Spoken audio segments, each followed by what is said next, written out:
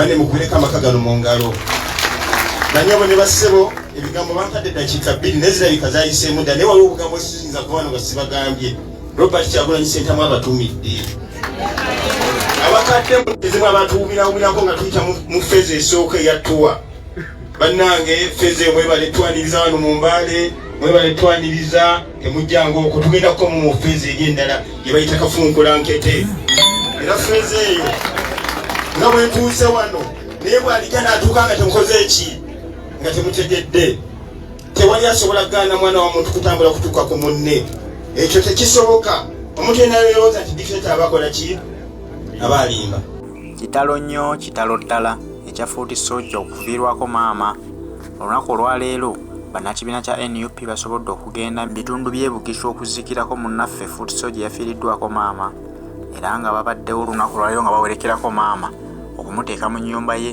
ey'olubeerera.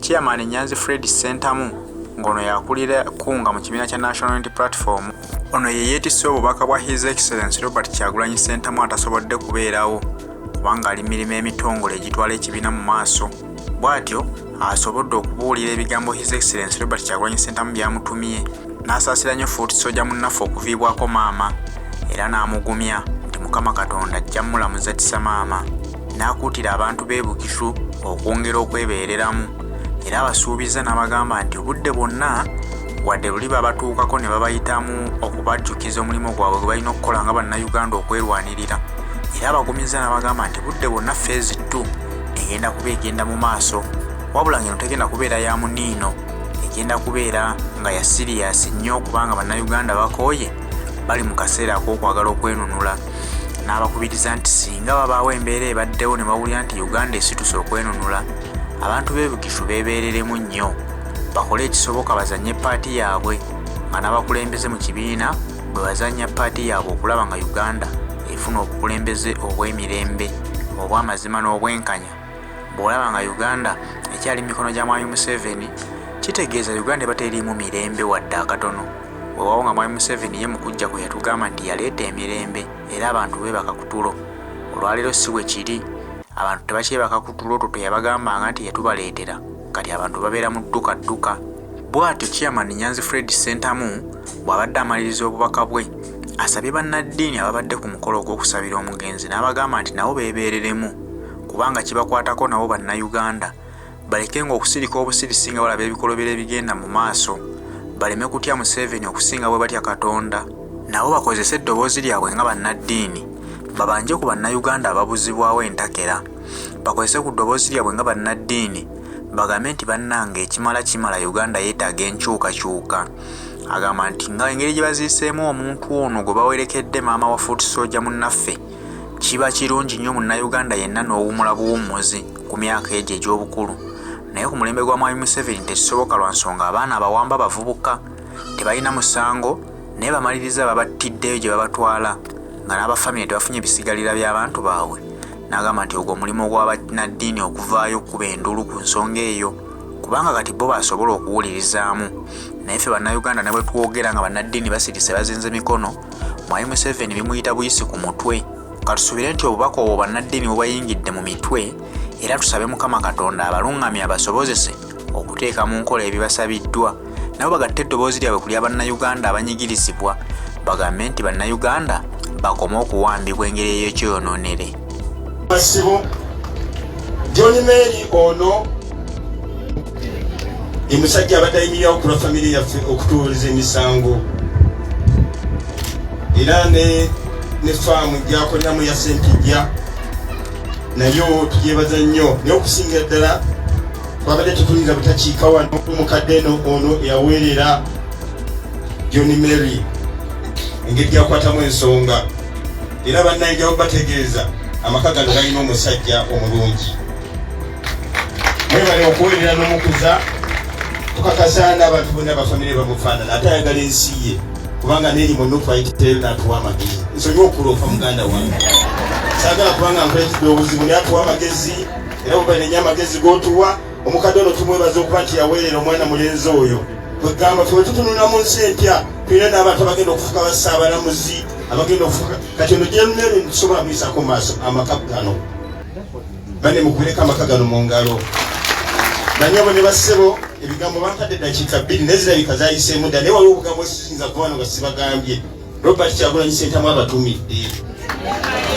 abakadde ezimu abatuwumirawumirako nga tuyita mu fezi esooka eyattuwa bannange fezi mwebale twaniriza wano mu mbaale mwebale twaniriza temujjanga okwo tugendako mu fezi eri endala gye bayita kafunkulankete era fezi eyo nga bwentuuse wano naye bwalijja n'atuuka nga temukoze eki nga temutegedde tewali asobola kugaana mwana wa muntu kutambula kutuuka ku munne ekyo tekisoboka omuntu yenalowooza nti dikiteta abakola ki aba alimba so mukowe eryo tujja kutambula tutuuke naye tubasaba bannange tuli eyo tukyalwanira eddembe ly'obuntu mutwegatteko bafaada bannaye bakama baffe twegayiridde bwemuyimirira ku kituuti muyingirire mu bulire enjiri ey'obuntu eyokwagala eggwanga n'okukkiririza mu basemateeka omukubo ono mwoya bwe nali nsoma ekosi yange masters nange ne mwebuuzako ku nsonga ezikwatagana ne constitutionalism rule of law ogendera ku mateeka bakonye kazindaalo njagala okukomawo naye nga mbasaba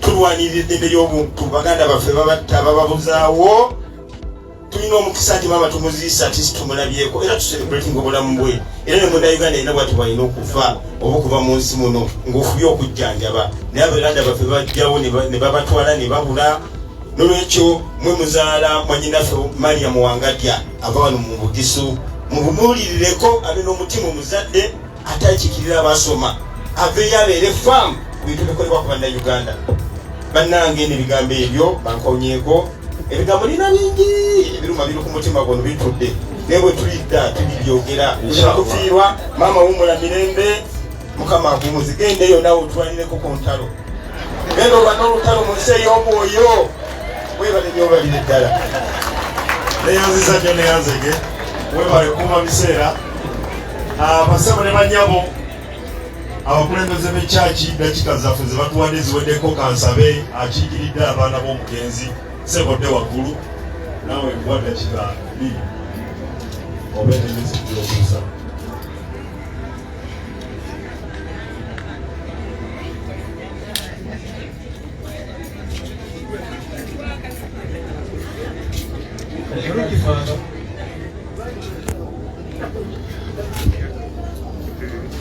All owners present.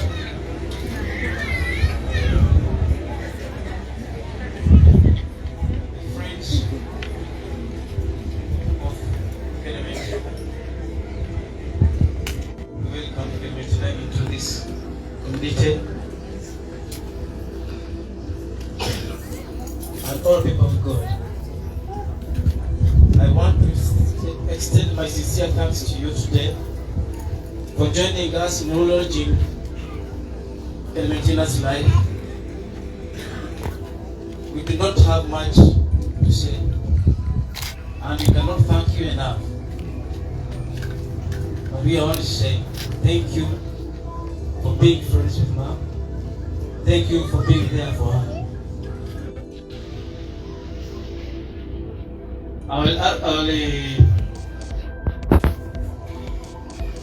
I'll not say much, since much has been said, but I'll only introduce my siblings who are here with me today. On my right, I have Dennis Isokomwanda, this side.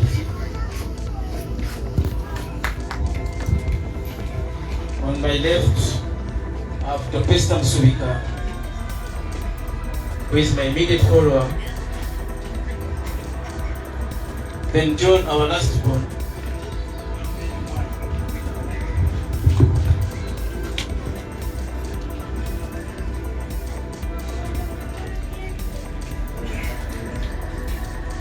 Then Mary Moya, who is our last born. And all our children who are here, I would say thank you. God bless you all. Muwulidde bwedda abantu asinga obudde Kanso John omwana mu maka gano kamusabe naye yeebazeeko.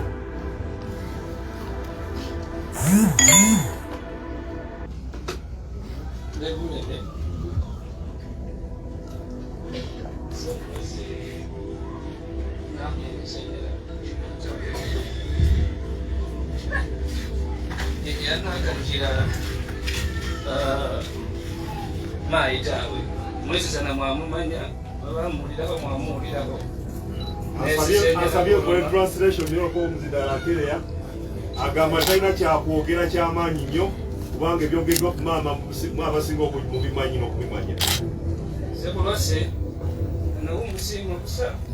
olulwe ayagala kwebaza mukadde webale nnyo maama byonna webale essanyu olyotuwadde webale tusomesa webale twagala webale kwagala nabalirwana abo n'emikwano gyo naddala b'okola nabo kinyaga okubuulya kiri nti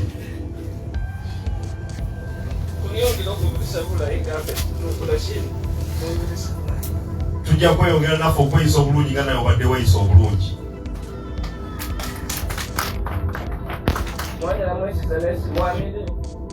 nga mwebale emuvudde ejja kubamenya kinoomu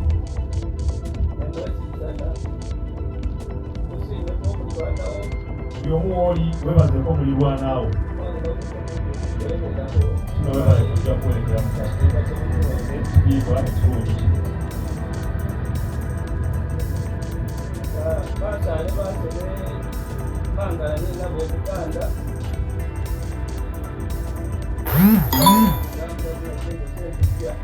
banne bakola nabo Uganda eyo musekijja kampani bakola nayo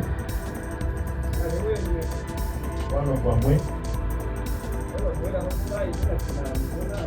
abadde abasibirira mutanda agenze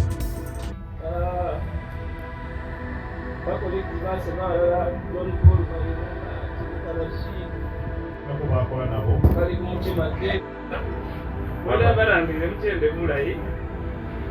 mwena abaze katonda abazeeyo bulungi. Thank you so much.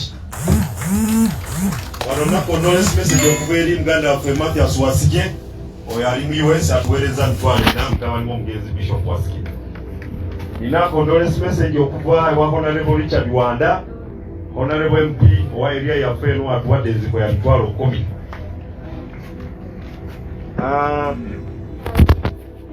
Religious Council sebo father yaga kusaba musajja mukulu H.E Idrisa Lwambya kubendini zonna gana makaka twala dini zonna nawo obubeko bebale nnyo bategeza tulina wano ebimuli bya ewaliwo ky'abaana abasukulu bako Mr. Awere ba family Abdul Sali Mbale to date yuko Sepijan company ebimuli ebigenda okukolebwako okukolo mwebale nnyo nze Masade Nasib Master of Ceremony omukolo guno mukirize akazina omukazi eyo linkerezia mwebali nnyo.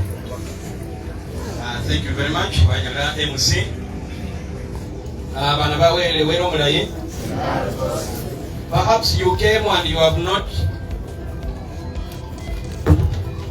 waliwo condolence message. We as Basabulo have learned with the shock the timely death of our Mai death Clementina.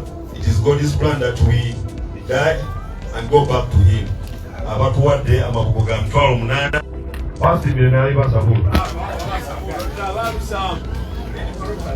Thank you so much. Balusambu. Obweda kubasa mukama wangu weda gwekute. So nyiwasebo. Abeshenji kono mandi bale bebefwe mumwita kuita kuyete family.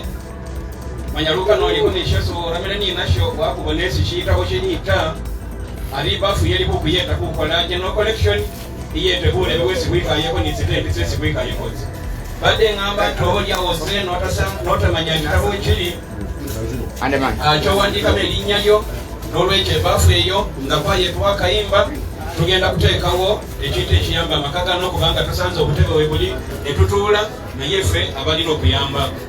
Perhaps you came and you have not seen where the condolence book is.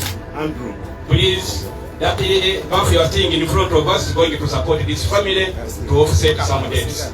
Mwebale nyo, malirizo mangu Mwaga wano bweda njogera nnyo ku basabuulo kati be bano bennyini batuwadde enziko ya mitwalo 13 mu 12.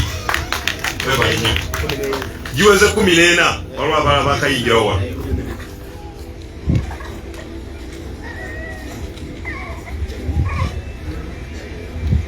Budde bukyuka kati nze omuzindalo mutadde.